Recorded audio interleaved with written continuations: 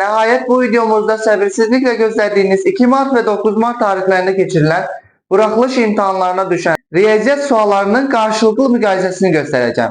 Bu videodan evvel sonuncu paylaştığımız videoda sadece olarak mövzu adlarını qeyd eləmişdim. Eğer sizler həmin videonu izləməmisinizsə, mütləq şəkildə aşağıda qeyd etdiyim linke daxil olaraq birinci növbədə həmin videonu izleyin. Daha sonra bu videoya keçid alın. Həmin videonu izleyenler bilir, izlemeyənlərə təkrar olarak gösterilen her iki imtahan tarihlerinde 19 mövzu var ki her ikisine ait olan, yani beraber şekilde eyni mövzulardan suallar düşüktür.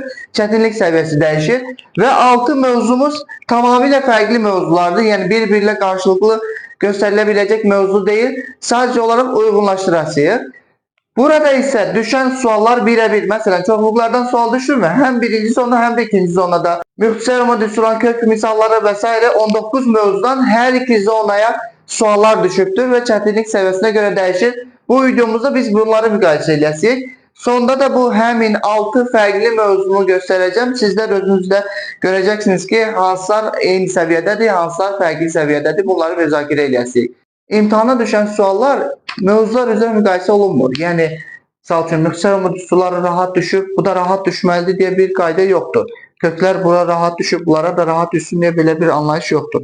Ona göre de xahiş edirəm bu hissədə diqqətli olun. Sonradan deməyərsiniz ki, müəllim, onlara rahat, bizə çətin. Bir daha deyirəm, o demək deyil ki, ardıcıl silsilə birinci zonda rahat düşdü, ikinci zonda rahat düşsün.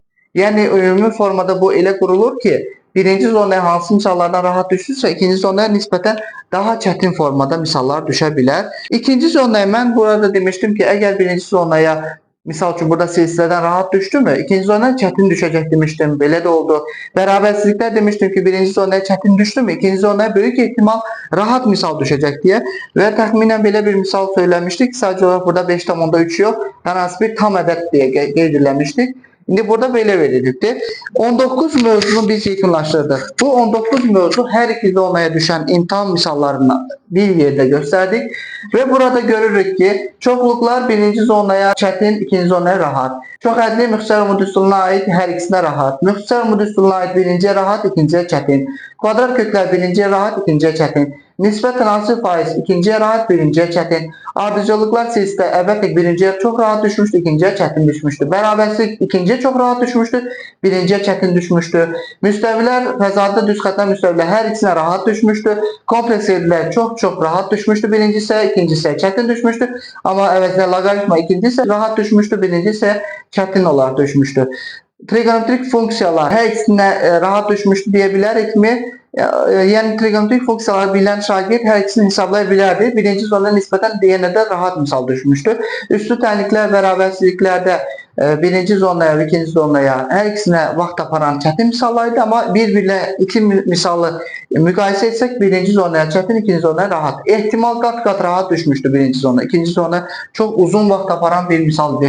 Çevrə ve daireye ait birinci zonaya rahat düşübdü, ikinci zonaya çətin. Çox üzlülər birinci zonaya rahat, ikinciye çətin. Dört bucaqlılar birinci zonaya rahat düşmüştü, ikinci zonaya. Ümumi şəkildə rahat qəbul edən şahidlər ola bilər, plus minus qeyd elədim. Tənliklər sistemi katil meselesi çetin düşmüştü. İkinci zonaya eğer cədvəlli başa düştüysə rahat olur. Yani bu iki misalın mükayeseli şekilde gösteren ikinci zonaya rahat düşmüştü. Funksiyalar grafiklər her iki zonaya çetin düşmüştü. Qeyd elədim. Fırlanma cisimler birinci zonaya rahat, ikinci zonda ise çetin düşmüştü. Bundan sonra gelir burada trigonometrik tənliklər, əsas trigonometrik eyniliklər. Bu her ikisi düstur tələb edən misallardır. Düsturu bilməsən, həll edə bilməsən. Ona göre de her ikisini mən ümumi şəkildə plus minus olarak gösterirəm. Növbəti natural ədədlər və həndəsə əsas anlayışları. Natural ədədlər iki ədədin cəmi iki ədədin fərqi. Burada isə biri digərinin neçəsə faizini göstərmişdi. Ona görə natural ədədlər birinci zonaya rahat misal düşmüşdü. Cavablardan gedə bilərik. İkinci zonaya açıq suallardan biri idi yanılmıramsa. Orada cavablardan gedə bilmərik.